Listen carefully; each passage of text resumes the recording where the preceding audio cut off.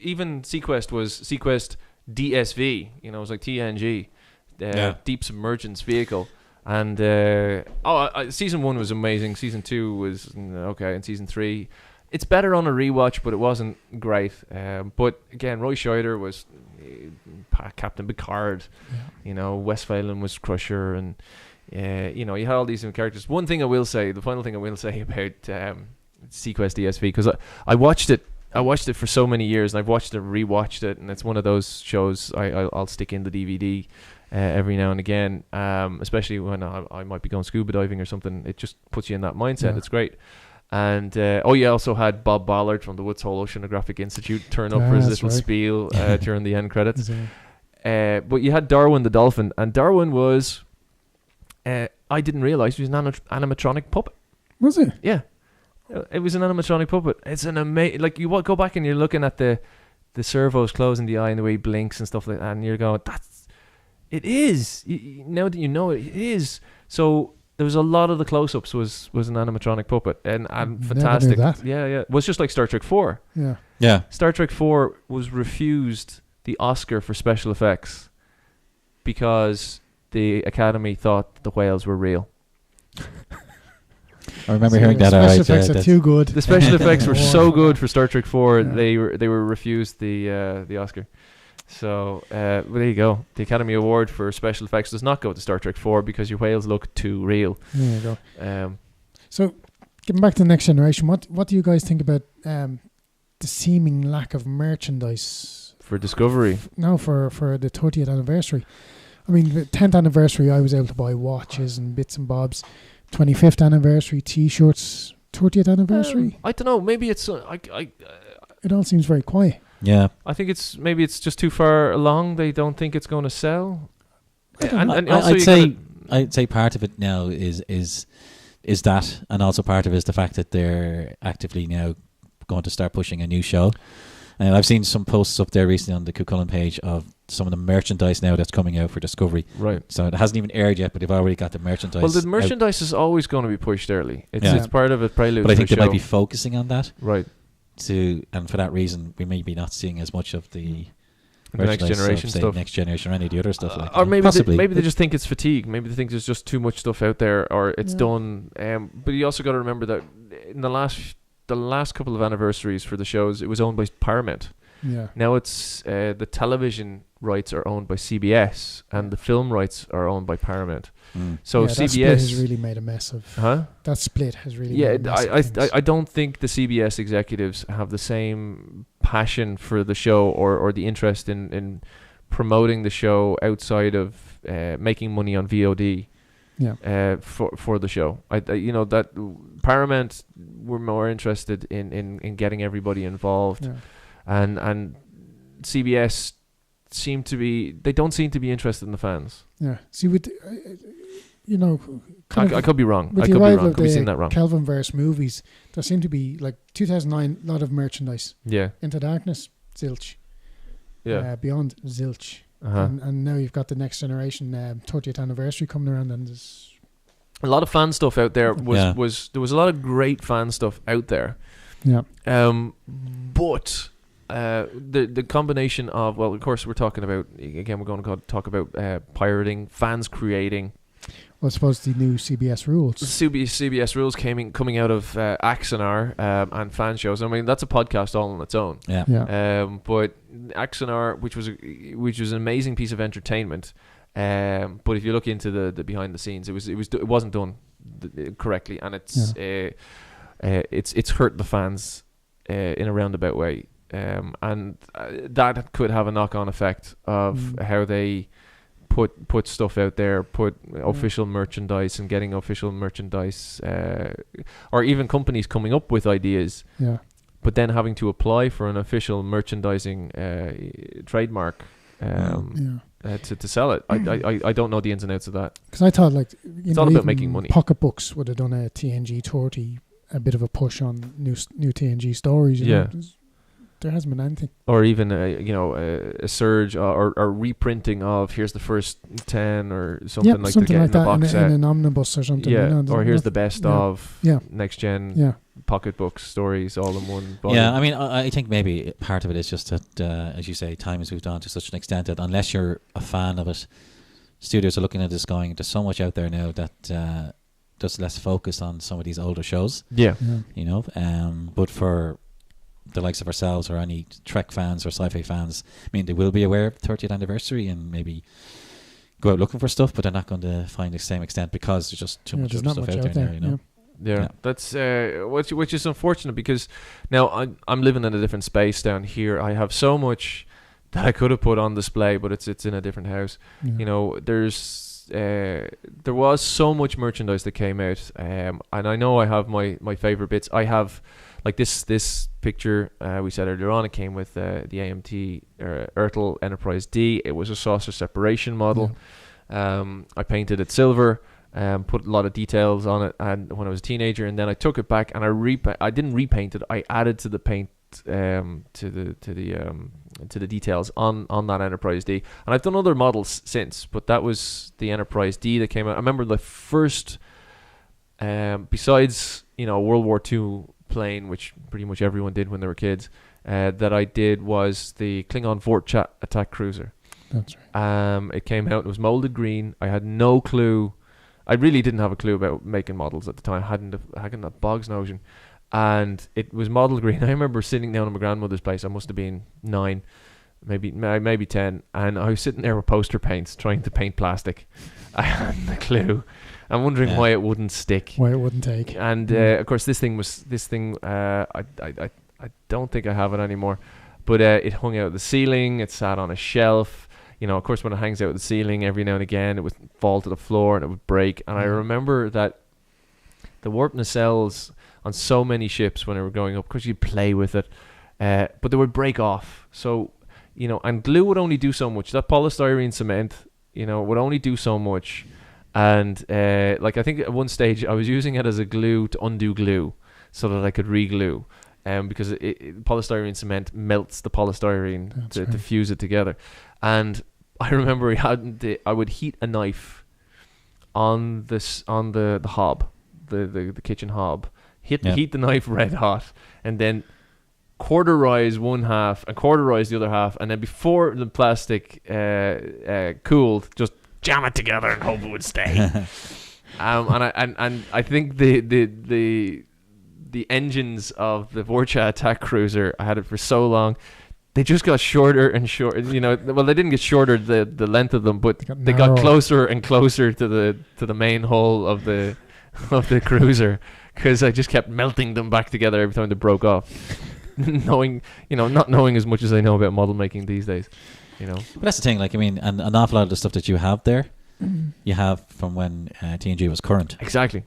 The original phaser, the original tricorder. Yeah, all of those TNG you would have got when TNG was airing, and even maybe a little time after that. And at that time, Star Trek was the big thing. Obviously, a lot of things have changed since then. So, different genres have come about.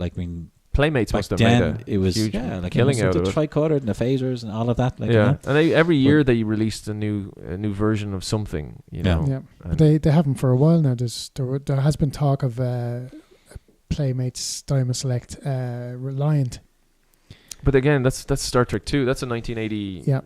What, 1984, 82? They have shown it at a New York Toy Fair, I think it was last year. But that's a diamond collection. It's a specific collector's piece. It's not a massive... thing. A mass thing open to the public, as it were. But even, going back to that, last year was the 50th anniversary of original Trek, and I don't think there was an awful lot in the way. Wasn't what they. I think that was CBS. Either, CBS again dropping the ball. Yeah, what they're doing, especially with their models, they just took the models and put them in a sleeve that said 50 on it. Yeah, same box, nothing new. Same model, nothing new there. This is Playmates, is it? No. It's AMT and stuff. AMT Myrtle, right? And just new artwork. The big thing for the 50th anniversary was just again a box set of all the original animated movies. Oh yeah, everything on Blu-ray. but all on Blu-ray, but nothing that we didn't already have. I think the biggest thing. Now I haven't picked it up yet, and I do want to get it eventually. I just have so many versions of it over the last 30 years already. Mike and Denise Okuda, who were lucky enough to work on the show for 18 years as a husband and wife team in their departments, and are just still fans afterwards, and know so much about the show and know so much about what went on behind and the design and the everything. And there was the dual volume in Star Trek Encyclopedia in print. That was a heavy tome. Have you got it? I do have it. I don't have. I want to get that at some stage. I might, even if it goes out of print, I'll have to do the eBay purchase for overpriced. But it's something I will collect someday. I just have, I've got so many of those books. I don't have room on my shelf for them, and I've been, current with other interests at the minute. But I think that was a book that came out there last year. That was a good edition. Yeah. But there was not really much around it. It was just updated, really. It just included Enterprise and the JJ movies. Yeah, and then of course they're going to have to release an addendum and once Discovery finishes being released. Yeah. So but the thing is, we're still fans. We're still wearing the uniforms today, 30 years on, but it's something that connected with us back then. What do you think? Here's a question, right? So we had to wait on it all the time. We had to wait for new episodes, be it on RTE when I was a kid, and only having 2 channels. So only 2 channels. Didn't have a VCR until season 5 to record it. So I had and when I missed an episode, I missed an episode. There was no repeats in Ireland. I didn't have the BBC, and the Sky One wasn't a thing just yet. So if I missed an episode, there was anger because I was like, God damn it, I missed an episode, and I'm not going to get to see that. With the advent of the new television world order of VOD, video on demand, Netflix has everything. Now CBS have taken everything back into their collection they've taken everything away from everybody else in the United States so that they can open up CBS All Access. And Star Trek will only be available to the Americans via CBS All Access if you pay them an extra subscription on top of your Netflix, on top of your Amazon Prime. Yeah, I don't think that's, a lot of people criticizing CBS for that. I don't think it's that unusual. Disney have done the same. Disney are creating their own streaming service. They're going to be taking back a lot of their material from Netflix. So the contract between Disney and Netflix runs out 2019. Right. And they hope to have their own streaming service up and running and that. So a lot of the the Disney stuff that you're looking at that you can see on Netflix now. Well, luckily enough, in America, you'll need to have Disney for that. I think this is one of the things where the balance is tipping in favor for us because they're just doing that for the United States. So again, while years ago it was annoying for us that they would concentrate everything on the United States and they got everything first, which in a roundabout way created the whole world of pirating and BitTorrent and stuff like that, and access, inverted commas, not inverted commas, illegal access around the world for other countries. In the States, they're going to go the opposite direction. If you want all that stuff, you're going to have to subscribe to so many different services. Whereas over here, we're lucky enough that we will Netflix or Amazon, and that's it. Yeah, we won't have all the studios doing their separate things. So you'll pay. Well, I don't know what is it for Netflix right now. €7, €8. €9.99. So it's €10. €10 a month. It was $7 when it started. So, but they were doing the clever thing of €1 increments over a couple of years to keep people. Euro extra. It's not bad. But it's. I think they have 3 or maybe 4 now. They have standard definition. Then they have high definition at different rates, and now they have 4K as well. Oh, I see. And which is something that's happening with CBS All Access. Yeah, it'll be $5.99 a month with commercials. Right. With commercials. With commercials. Screw that. $10 a month without commercials. Which, if you're If you're paying for a streaming service, I don't want to watch commercials. No, you don't. And that was the whole thing about, another reason why. Another reason why I think torrenting became so pirating and torrenting became so popular. I think there's something to do with the laws that it wasn't at one point it wasn't illegal to download.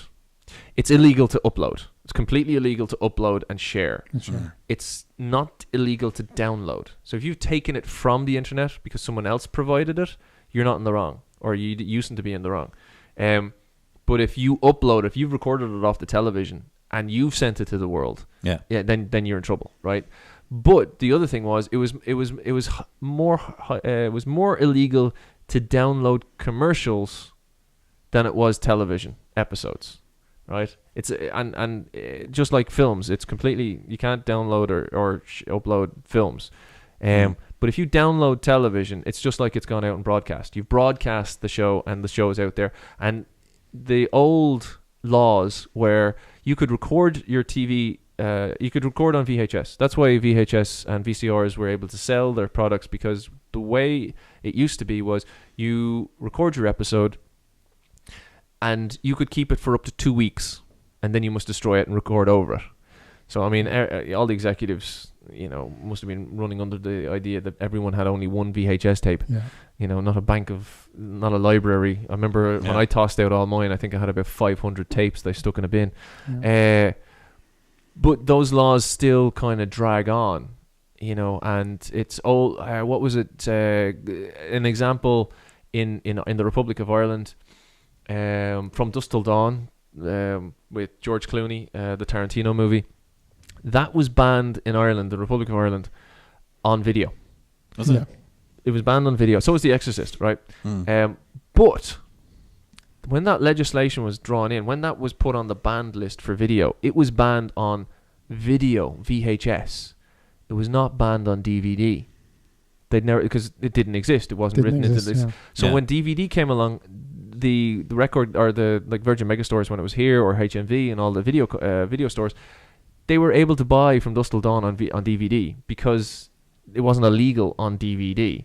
So now, and then of course we're moving into VOD, and the old-fashioned executive ideals, like Blockbuster, because they didn't jump on VOD, they died a horrible death. And because they were, and even Comcast, they were offered Netflix at one point. Yeah, for stupid silly money. It reduced really, really low price comparatively today. And even Comcast have been trying to, engineer access to the internet so people would still keep buying their cable packages, so that so VOD wouldn't take off and these new companies wouldn't be able to make money, So, and even, that was net neutrality there a couple of years ago in the United States, trying to, Netflix would have to go on the high speed stream, and everyone else would get the low speed stream. But if you wanted the high speed stream, you have to pay premium for it. But then Netflix would also be transferred to the high band stream, and they would be charged to use it. Basically, it was engineered to try and kill them off. But the way the world is going is VOD. So what I was trying to ask earlier on was, do you think the access to VOD, forgetting about America and CBS All Access now, because they've kind of closed themselves down to, if you want to watch CBS products, you pay CBS. Yeah. But if you don't have the money to pay CBS, you're not going to see CBS products, right? But out here in the rest of us, most people I think are paying the £10 a month, the €120 a year for Netflix, and you have access to all the stuff on that. In regards to what we have access to now, do you think the next generation is going to draw in new audience? Well, you have the modern phenomenon now with these streaming services of binge watching. So watching your box set, as to use old DVD parlance. Next generation is there, so you can sit and you can watch 10 episodes, 20 episodes, whatever you want.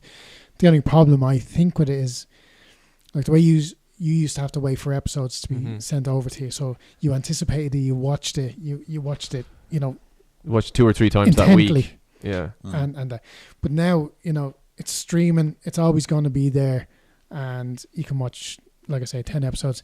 So you're distracted by your Facebook. Yeah. So before you know it, 3 or 4 episodes have passed by in the TV. Yeah.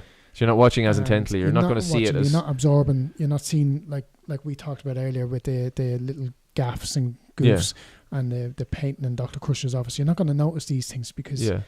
You know, that's you're listening to the dialogue, but you're not looking at the shots. Really you're not paying attention. I find myself doing that as well. You get distracted. I do it as well. Yeah, you get distracted, and then you realize I haven't watched the last 2 scenes. Yeah. Oh, there's a bit of action. I'll watch that. Yeah. I agree. But you haven't been paying attention. Yeah, I had to watch the first episode of The Expanse no less than 7 times because I was constantly being distracted when it was on. Right. You know, and as I go. I don't know what happened. I find The Expanse is I have to watch season 1 again because The Expanse is actually, it's very good, it's very complicated, but it runs through, it's got so much to run through that I don't even know the names of the characters.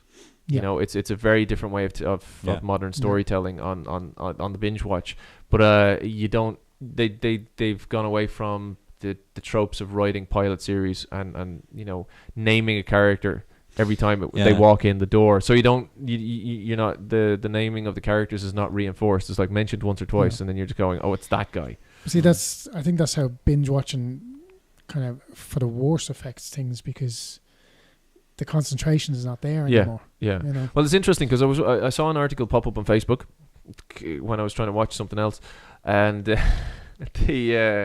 but they were saying, what's the most popular episodes of Star Trek being watched on Netflix? The most rewatched. The most rewatched. Oh, I've seen that. And the most rewatched ones are 6 times plus. And it is The Best of Both Worlds was there. But Voyager Endgame. A lot of Voyager. It was Voyager and The Next Generation. I have my own theory on that. What's that? Why Voyager seems to be, there was like 5 or 6 times that Voyager was in there as one of the most rewatched episodes because nobody owns the videos. Nobody owns the DVDs because it was the worst Star Trek show. I would, it's the only set I don't agree. It's the only set that I don't have.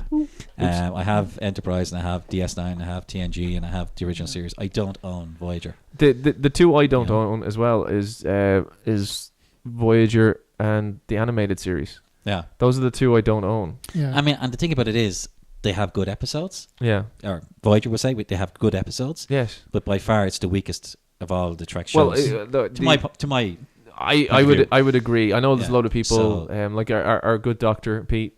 I think he's the Voyager fan, and con officer as well. She's a Voyager fan, and and some of the younger people who came in on Voyager enjoy Voyager because of they did the Wesley Crusher thing with even a younger audience with Naomi Wildman. Yeah. And when they brought her in, now they tried to sex it up with Jerry Ryan and Seven, which got an awful lot of people watching, just to see her curves. But the younger people were brought in by Naomi Wildman and Neelix. That character's relationship there. As that he's almost like the happy clown on the ship. He's the heart and soul of that particular ship. But with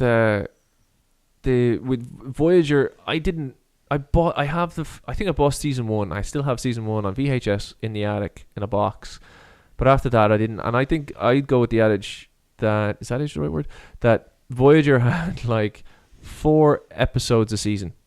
Yeah, that's the thing. That were good. So I've dipped into Voyager on Netflix. That was it. You know what I mean? There's certain episodes I think that's really good, and I would dip into them. I do have to rewatch them. Yeah, I mean, maybe at some point I'll actually give Voyager a proper rewatch. No, I think I have to do that. It just, when it aired first, and even after that, the characters, didn't gel with me. I didn't feel the sense of family that you got from TNG. Yeah. They tried to get Jerry Taylor really tried to get that sense of family back into Star Trek with Voyager. Yeah. And I think some of the weakest I think there was a lot of I think the weakest episodes of The Next Generation at the end were to do with Jerry Taylor. She tried to put that family, she forced the family element that was already there. It was already there. Yeah. And she tried to force more in on top of it, and she had a huge control over Voyager, and I think the balance went too far the other side. Yeah. But of course that was because of the darkness of Deep Space Nine. Deep Space Nine had told a war story, so they had to make a different show. They wanted to make a more jovial. I think Voyager went down a lot of blind alleys as well. Yeah. Because they brought in the Kazon. Yeah. And they just stopped. Then you had the Vidines. Yeah. They just stopped. Yeah. Then you had stuff like Captain Janeway, escaping from her duties on the holodeck. You had Fairhaven and the gothic ghost story thing, and they all just went nowhere. Yeah. She was working with Leonardo da Vinci. That's right. I actually saw that episode recently. I don't know how I was watching it, but I these came are all across little offshoots that went nowhere. Yeah. And they tried to do arc storylines. I think they wrote an episode for Tom Paris where he became an absolute even more of a prick, and he had this animosity with Chakotay. But it must have been doing so badly in the ratings and with the fans and people talking about it that they created this storyline in an episode where they'd actually been trying to oust, a naughty Maquis officer, and they'd created this thing. Where I think the writers were trying to do something else, and then they went, "Oh no, fuck that up. Let's."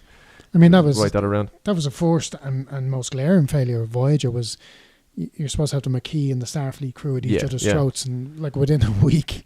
Well, that they were all happy they were families. A very happy crew. Well, look, I know it's the Next Generation 30th anniversary podcast here for this, but I'll just put my 2 cents in on that. One of the things that annoyed me about Voyager was you did have this 2 crews coming in.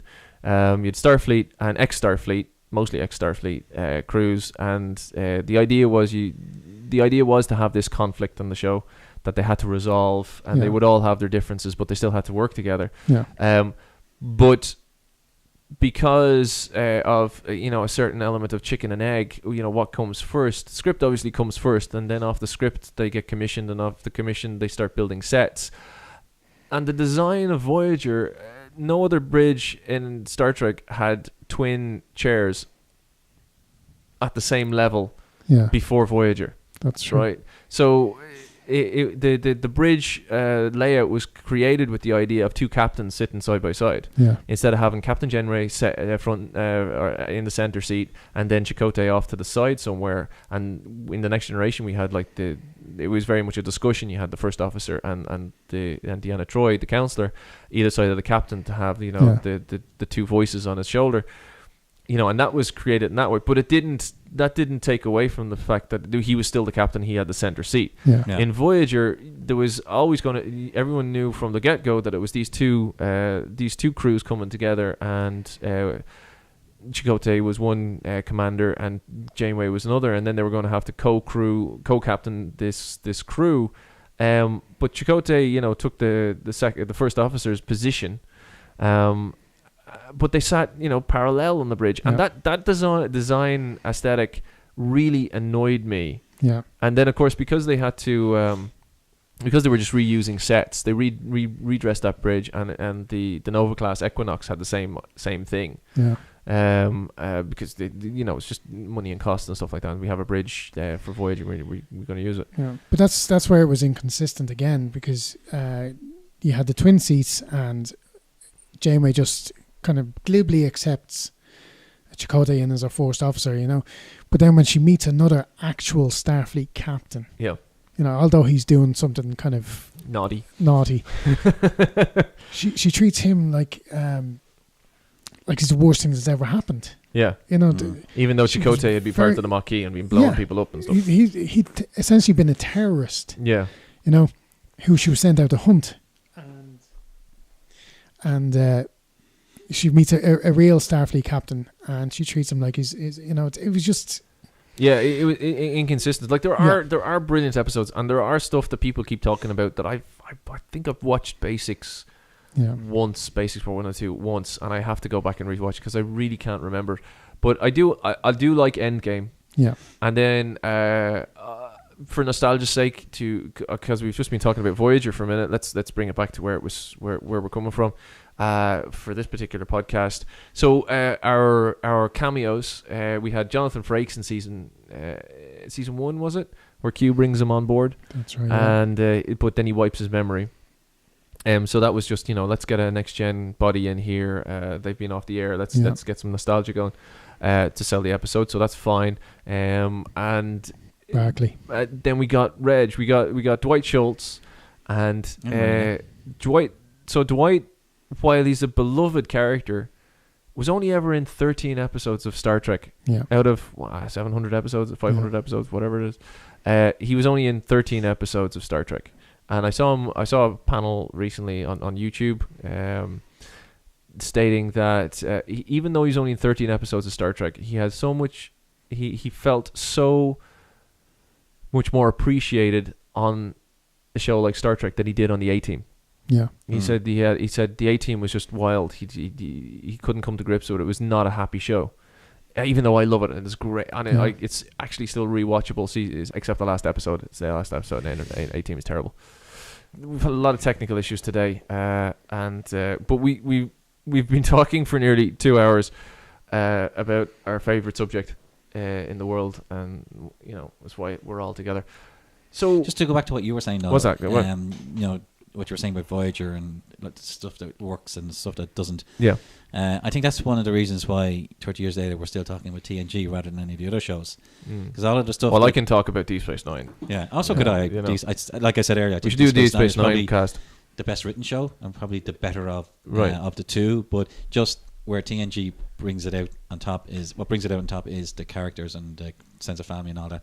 So what you're talking about, like the positioning of the chair and how Picard is the captain and the way they work together and the way they gel together, and the sense of familiarity you get with those characters and how you really feel like you're a part of it.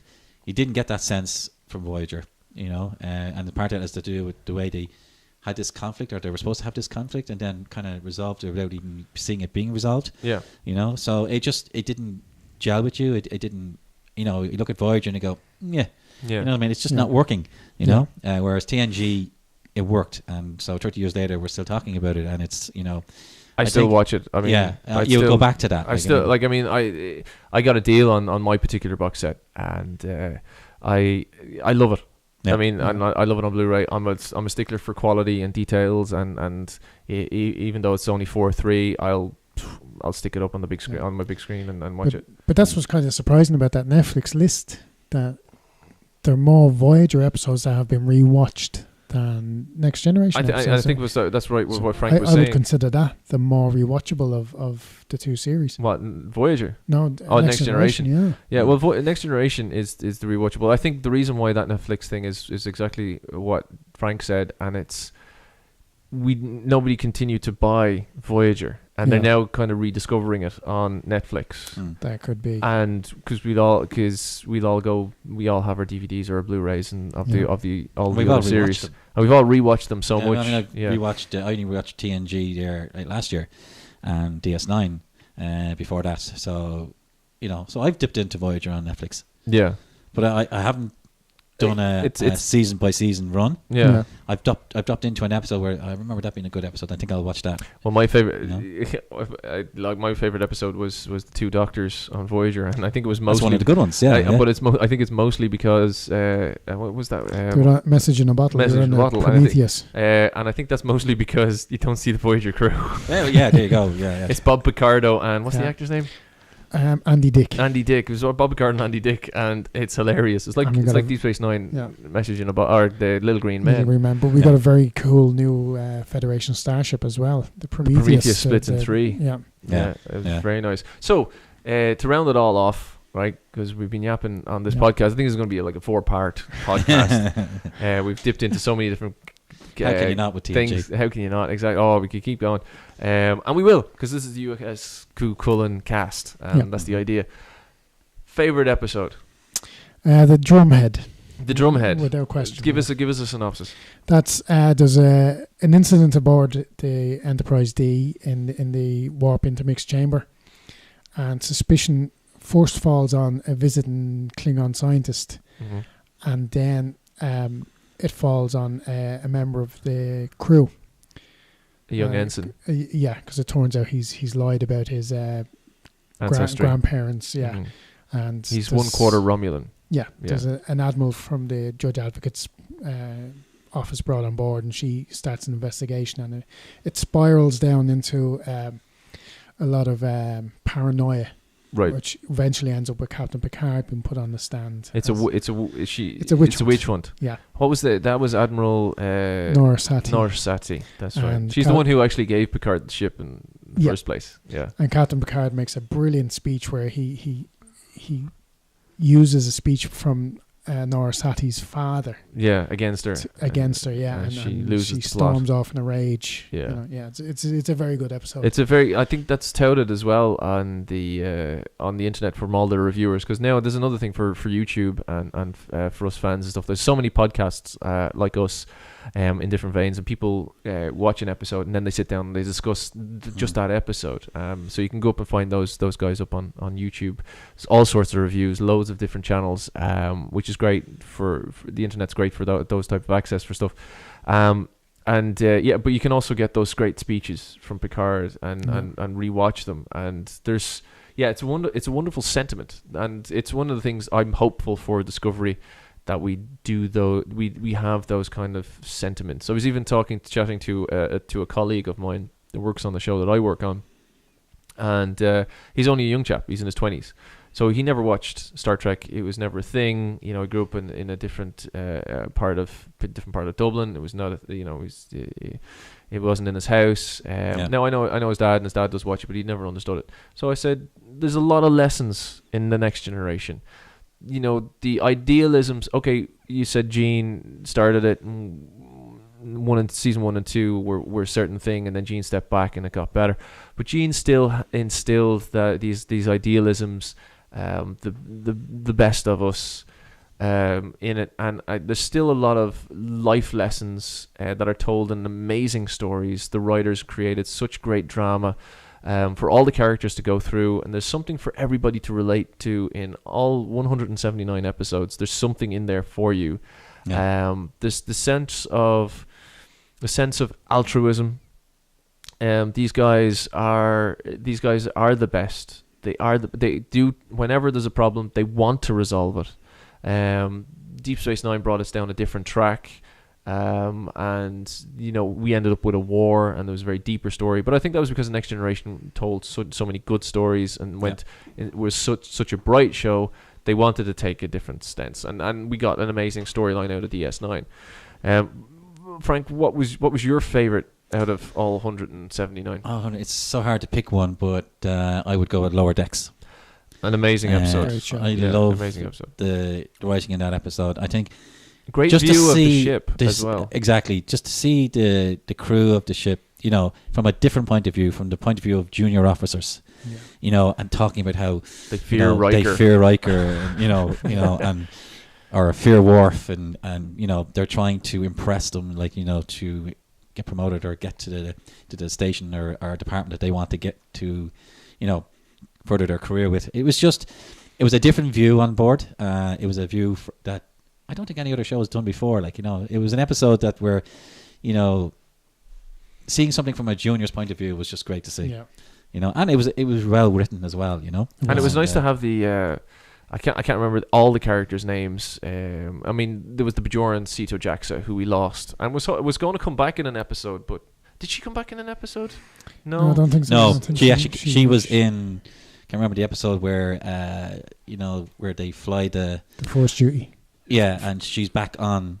That's right. Lower Decks is her return. She's her return. That's her second. That's right. Okay. But actually, on the First Duty episode, funny thing about Voyager, Tom Paris's character I read recently was actually based on Nicholas Arno. Yeah. And but by the time that they realized that they wanted Nicholas Arno and they cast Robert Duncan McNeil as Tom Paris, it was too late to change the character into Nicholas Arno.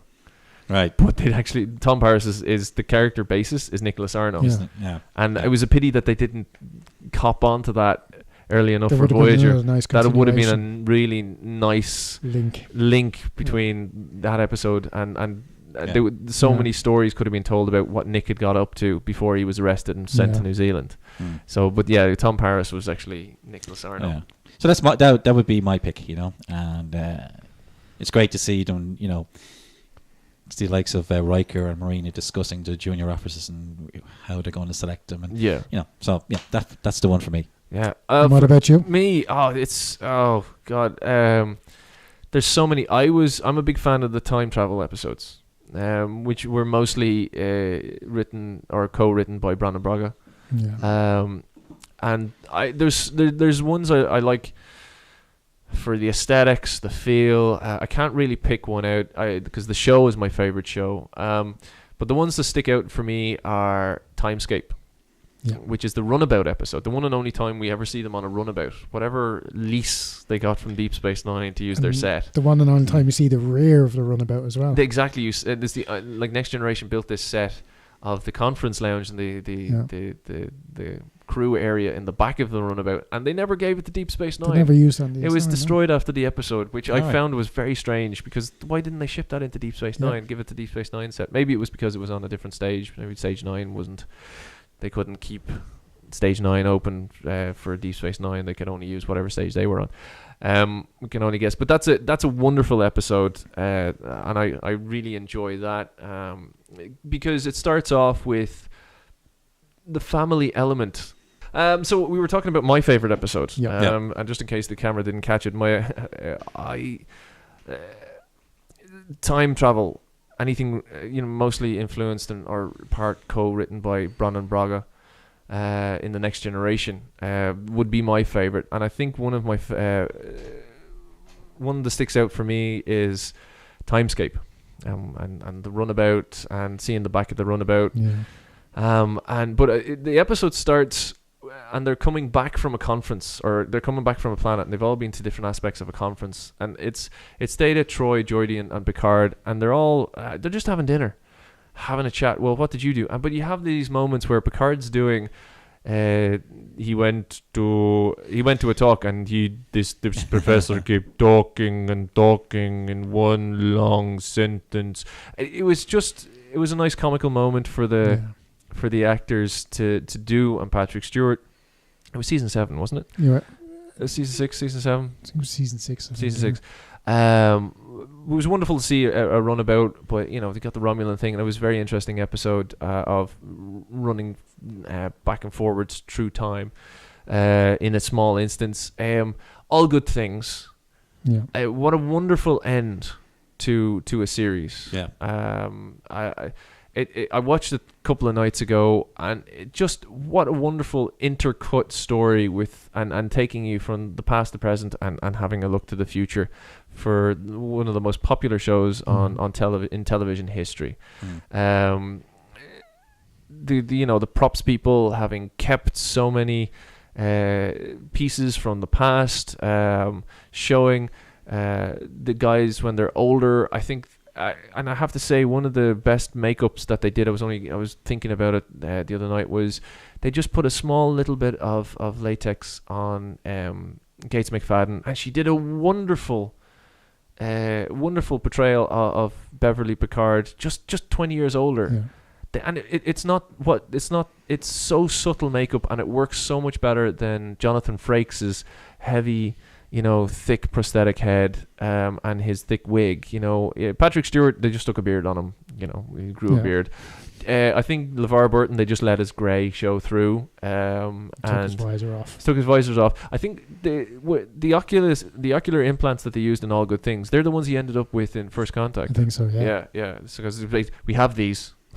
Yeah. He probably went, can I not wear the visor anymore? Yeah. Oh, what have we got that doesn't cost any money? We have these in the prop shelf. And I think it was a wonderful homage, except for the chair and Data's rank pips being wrong. Tasha's hair. I didn't think Tasha's hair was that bad. No, I didn't say it was bad. On Worf's head, because Worf has That's right, Worf has to go back to his... No, they didn't change his head. It's his head for most. His hairstyle, but no, his I still see the later cranial ridges. It's later cranial ridges. It's not the early cranial ridges. Yeah, they didn't go back to that. Yeah, because otherwise they'd have to explain this whole genetic modification for Worf. A wonderful cameo by Colm Meaney, as we said earlier. But it was such a nice storyline that tied up Encounter at Farpoint and what they'd all gone through, and a wonderful rounding storyline with this trope, or whatever it's called, the story beat of anti-time, which actually, if you really watch it, doesn't really make that much sense, but makes the story wonderful, makes the character interaction absolutely wonderful. So there's that cause and effect, the one and only time we see Shuttle Bay 1 opening. You know, we had a laugh about that earlier on. Captain Morgan Bateson and that bunch. Yeah, exactly. You know, Kelsey Grammer appearing in the Bozeman, which was basically just the Reliant with other stuff stuck onto it. So those episodes, and because of, I'd love to have seen actually, you know, if they'd actually brought him on board the Enterprise D and brought him forward, brought him down to 10 forward, and he went, "Cheers." No, yeah, there's a big guy sitting at the thing and lifts his thing. But you know, wonderful cameo of Kelsey Grammer, and they actually good uniform usage and stuff like that, and everybody. Did you see the thing I posted? I was watching. Was it Christian Slater on Jimmy Kimmel? That's right. And just a little tidbit, because he's a big Trekkie. Even though he's had a shady past, he's a big Trekkie, and I think his mum was a producer on Star Trek Next Generation, or Star Trek the movies. Yeah, she Star got Trek him in 6. Star Trek 6. He does this cameo on the Excelsior, but he's wearing Bill Shatner's uniform from Star Trek 2. All right. They didn't commission one for him. He was wearing, and apparently he took it home. So if you want to know where Bill Shatner's uniform from Star Trek 2, The Wrath of Khan is, it's hanging up in Christian Slater's wardrobe. You know, I'd seal it too. Who wouldn't? Who wouldn't? But yeah, the time travel episodes generally were my favorites. There's so many though. I can't. Yeah, it's like it's hard. It's hard to choose one specifically. Like, you know what I mean? I mean, I said Lower Decks, but there's just so many of them that I love. Yeah. So I think we've spoken on this particular podcast with technical hiccups. That's 2 hours and 12 minutes on the recorder. This is going to be a multi-pod. Thank you for sticking through all the episodes. If you've stuck through, I think it's going to be 4 episodes. I hope you've enjoyed it. We've still got so much more to talk about. We're just going to have to leave it there. We've got our next one. I think these, if you stuck with this line, they'll have released in a certain time period. That's great. I think the next one we're going to talk about is the Orville. The Orville, yeah. So that's going to be our next thing. So come back and see what we think of Seth MacFarlane's. It's not quite a parody. It's going to be in a strange place. Kind of a It's a homage, dramedy. maybe. It's a dramedy. It's It's a dramedy homage to Next Generation, Galaxy Quest, and everything we love. So come join us, like and subscribe, send us a comment on the Cuchulain Facebook page, chat, let us know what you liked, what you didn't like about what we chat about, or any positive comments. Join our crew. Trolls will be ignored, and because I know there's be sent to Rura Pente. Oh yeah, Rura Pente. So thank you very much for joining us. I've been John. I've been Alan. And I've been Frank. Take it easy, guys. We'll see you in the next one. Bye-bye.